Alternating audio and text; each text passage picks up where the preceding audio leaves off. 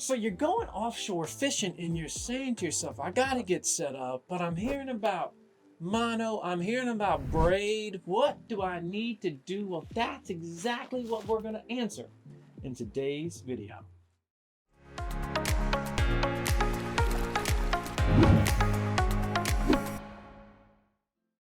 Hey friends, so we are here at Oceans East in Nags Head, North Carolina, our favorite place to be, Professor, because it's like a kids in a candy shop. Definitely is that. It's such a good time.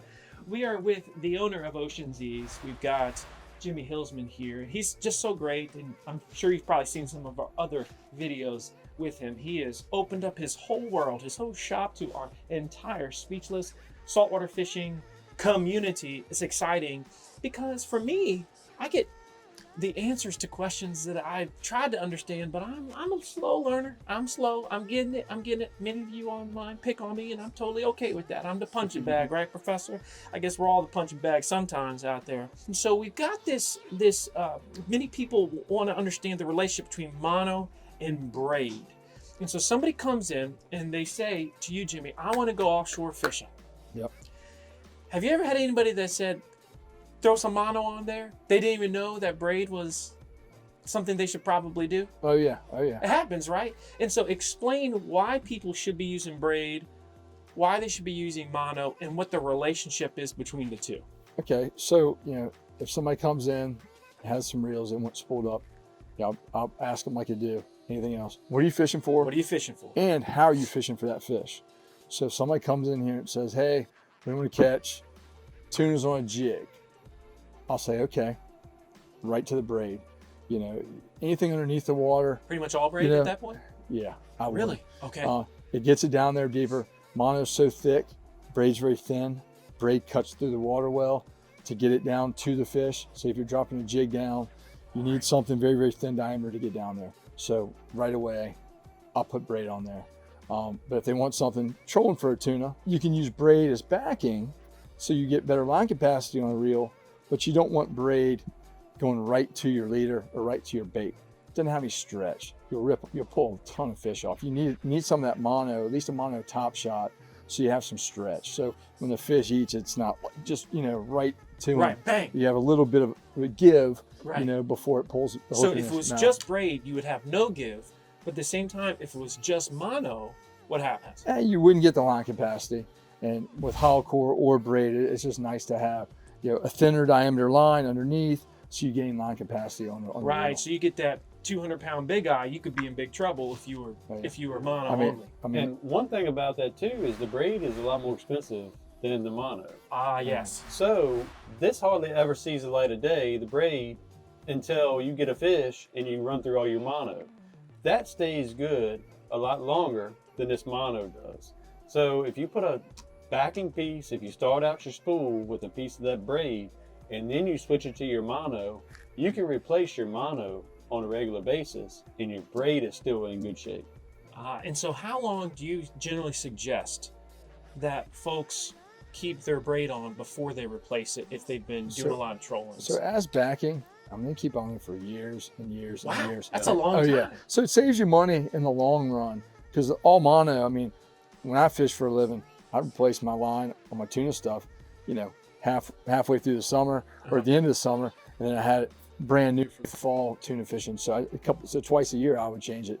But for something like this, that stays on there forever, and you just replace a 100-yard top shot or 200-yard top shot, whenever you want to change it out. So now, for somebody that might not understand what we're talking about when we say backing, top shots, and all that. So what we're typically talking about is just say a 50 class reel. Now tell us the line setup, how it would start from the bare spool right on out, and just an average of the capacities of each, or what you would recommend putting on there. So let's just say an 80. Okay.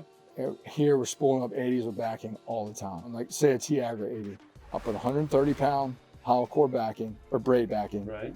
Put roughly 700 to 800 yards, and then you have about 300-ish mono top shot. Now I get my guys to splice it in. I have two guys that work here that fished offshore for many, many years at Oregon Island Fishing Center, and they stay on that line machine some days from the second they get here in the morning until they leave in the evening. They're good at what they do. You're not going to have any issues. Right. But that's typically what we'll do, and you gain a lot of line. Right. I mean, this braid. So what and percentage hollow cores, of the spool is that braid? I'd say maybe a third, Okay, or maybe up to a half. third to a half. What would Yeah. you say we do on Speechless? About half. Yeah. Probably about half. We tend to lean to more braid and less mono. And we've got braid on our 50s. We've got braid on our 80s, certainly our 130s. Do we have it on the just 30s, or that's at that point you're not using anything? Yeah, we have it on everything. It's a good idea to have it on everything. Because Okay. once again, you never know when you're going to hook that fish of a lifetime. You want to make sure that reel has Full much capacity. capacity on it Yes. as you possibly can. Right. And for some of you that do not know braid either, there are a bunch of different kinds, but you have hollow core. And what's the term for the other? Just straight braid? Solid braid. Now, I have actually wanted to understand the difference between hollow core and regular braid. Now, the regular braid is just meant for when you have a connection, like say from your backing to your main line, you would join it with a swivel or a knot of some sort.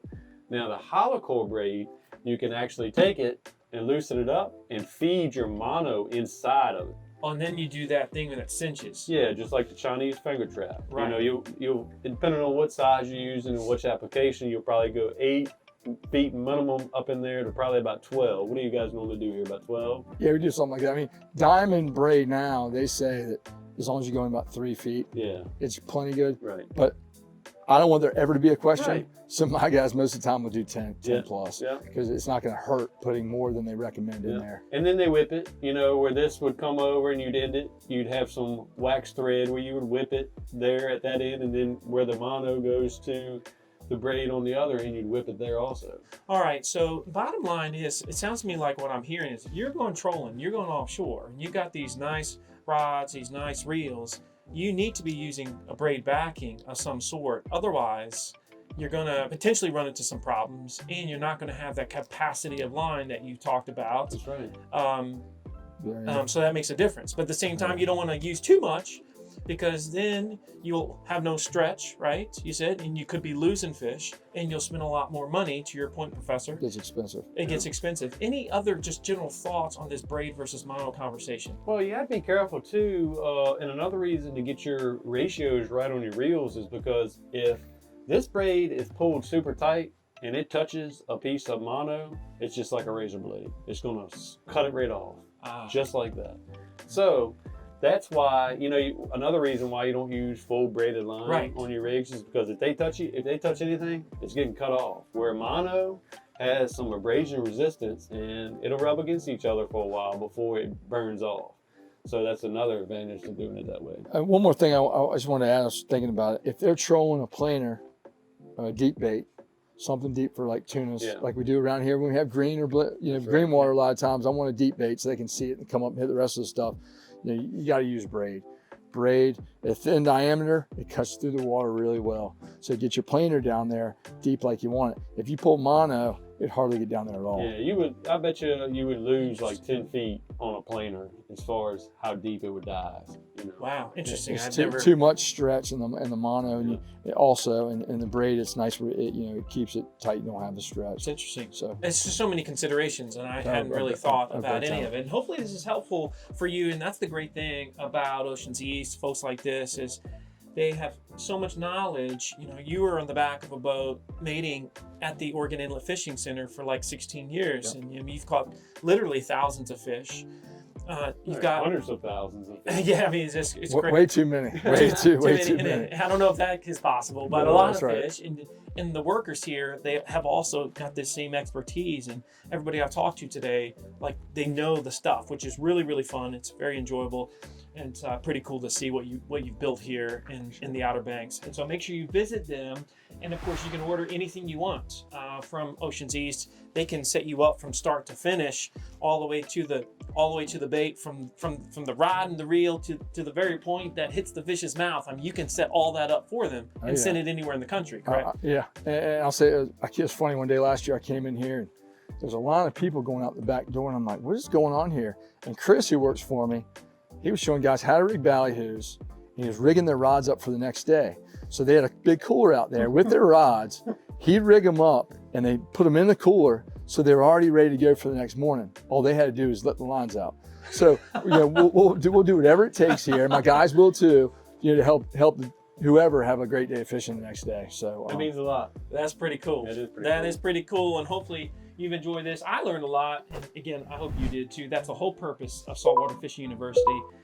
We hope you liked the video. Make sure you subscribe, send it to your friends, and join us for an offshore charter, an experience of a lifetime with this guy, the professor himself, at slip number 92 at Pirates Cove Marina. And until the next time, everyone, stay salty.